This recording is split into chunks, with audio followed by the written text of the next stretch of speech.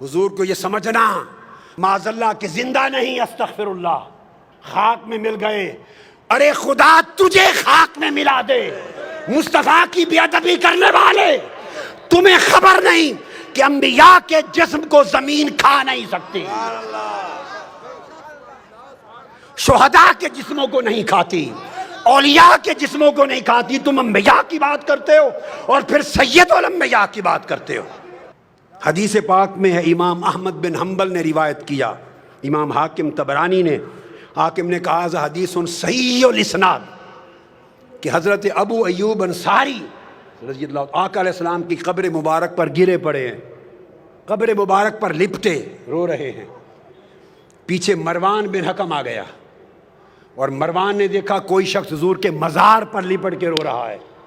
اس نے کندھا پکڑا اور کہا کہ تمہیں معلوم ہے کیا کر رہے ہو؟ اتدری ما تصنع، معلوم ہے کیا کر رہے ہو؟ آپ نے پیچھے مڑ کے دیکھا، جب مڑ کے دیکھا فاقبل علیہ فیضا وہ ابو ایوب، مڑ کے دیکھا مروان کانپ گیا، وہ حضرت ابو ایوب انصاری تھے رضی اللہ تعالیٰ عنہ۔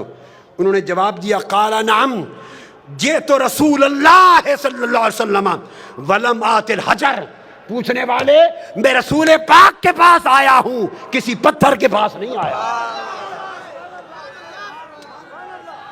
رسول پاک کی بارگاہ میں آیا ہوں، جو زندہ ہیں، جو سنتے ہیں، جو حاجتیں پوری کرتے ہیں۔ ولم آت الحجر، کسی پتھر کے پاس نہیں آیا کہ میرا رونا نہ سنے۔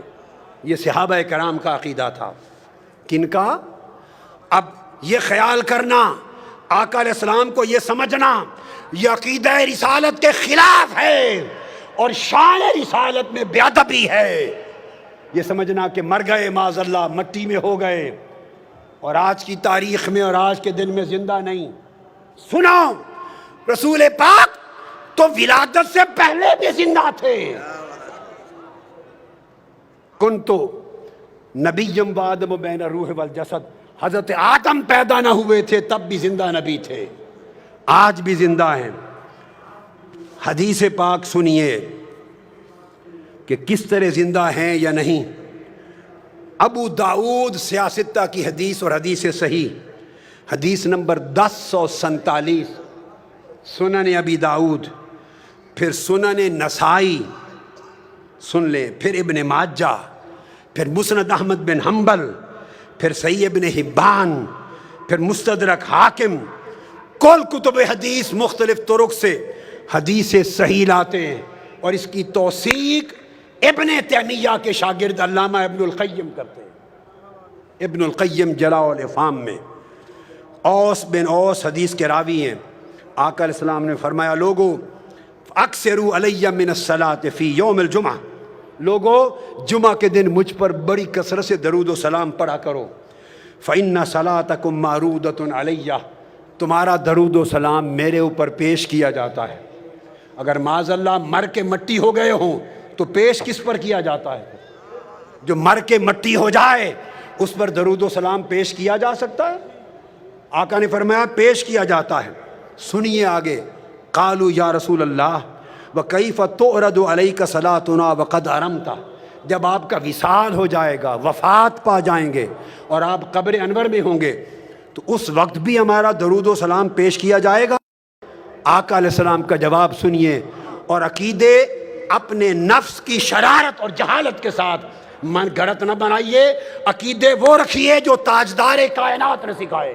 آقا نے فرمایا ان اللہ عز و جل حرم علی الارض ان تاکل اجساد الانبیاء، ہاں میری وفات کے بعد بھی تمہارے درود و سلام مجھ پر پیش ہوں گے، چونکہ اللہ نے زمین پر حرام کر دیا ہے کہ انبیاء کے جسموں کو کھائے، زمین انبیاء کے جسموں کو نہیں کھا سکتی۔ پھر اسی طرح یہ حدیث آگے آئیے، آقا علیہ الصلوۃ والسلام نے حدیث ابو الدرداء اور روایت ہے ابو الدرداء کی، جسے امام ابن ماجہ نے روایت کیا سند صحیح سے، حدیث نمبر 1637، اور علامہ ابن القیم علامہ ابن تیمیہ کے شاگرد نے پھر توثیق کی۔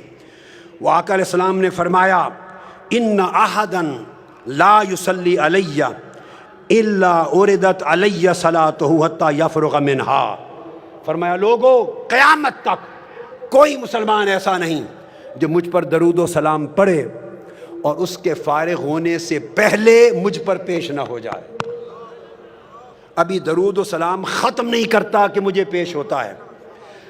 صحابی کہتے ہیں حضرت ابو الدرداء قلت وبعد الموت، یا رسول اللہ جب آپ وفات فرما جائیں گے اس کے بعد بھی؟ لوگ کہتے ہیں آج کی تاریخ میں زندہ نہیں، معاذ اللہ۔ میں تمہیں آج کی تاریخ بتاتا ہوں کیا ہے۔ پوچھا وفات کے بعد بھی؟ آقا نے فرمایا قال ان اللہ حرم علی الارض ان تاکل اجساد الانبیاء فنبی اللہ حی یرزق۔ فرمایا ہاں وفات کے بعد بھی اللہ کے نبی پر زمین پر حرام کر دیا ہے کہ اللہ کے نبی کے جسم کو کھائے۔ اللہ کا نبی قبر میں زندہ ہوتا ہے، اسے قیامت تک رزق دیا جاتا ہے۔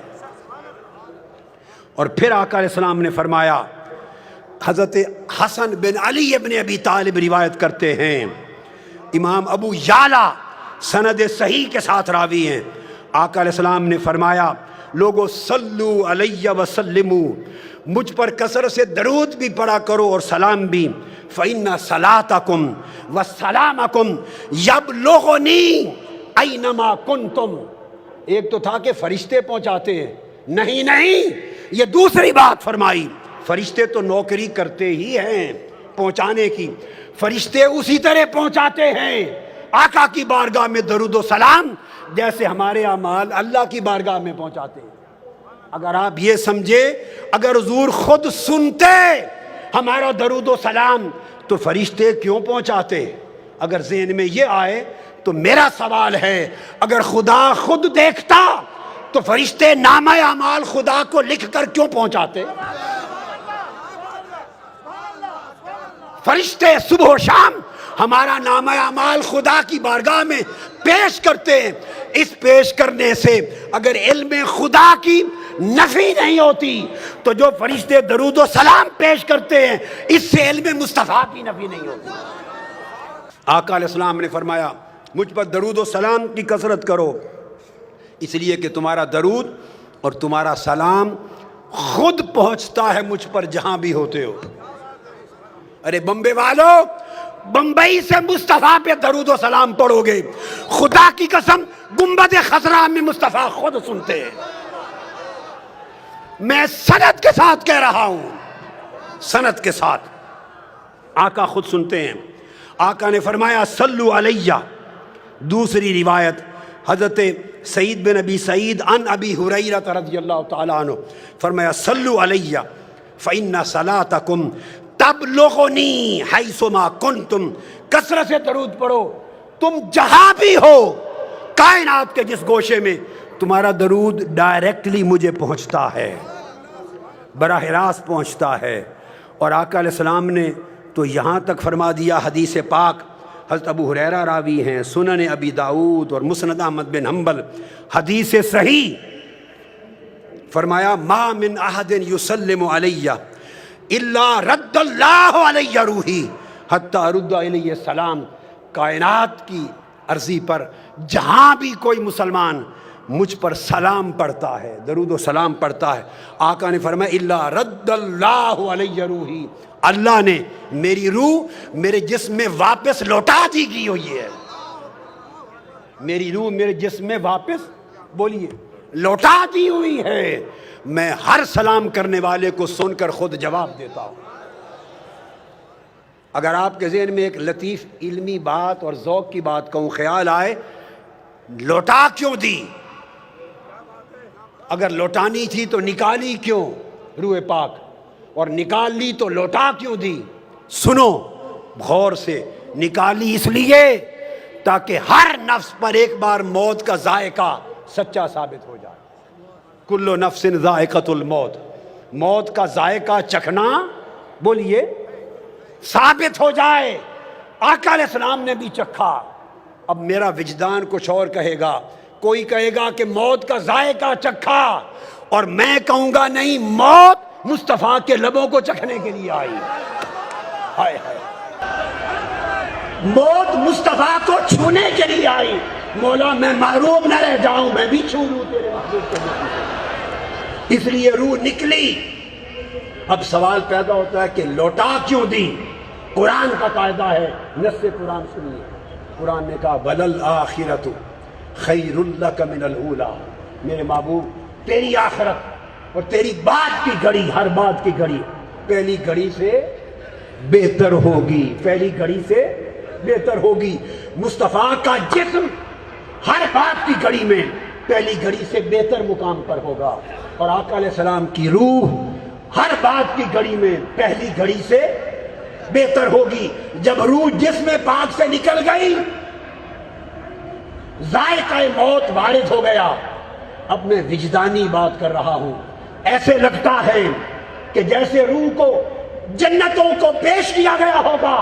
روح مصطفیٰ جس مقام کو چاہے چن لے، روح بولی ہوگی میرے مولا تیرا وعدہ ہے کہ بعد کی گھڑی پہلی گھڑی سے بہتر ہوگی۔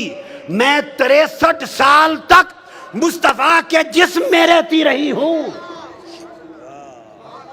63 سال میں جسم مصطفیٰ میں رہی ہوں۔ تیرا وعدہ ہے کہ اب اس سے بہتر جگہ پہ جاؤں گی۔ اگر تیری کائنات میں مصطفیٰ کے جسم سے بہتر کوئی جگہ ہے تو وہاں بھیج دے، اور اگر جسم مصطفیٰ سے بہتر کوئی جگہ نہیں تو واپس لوٹا دے۔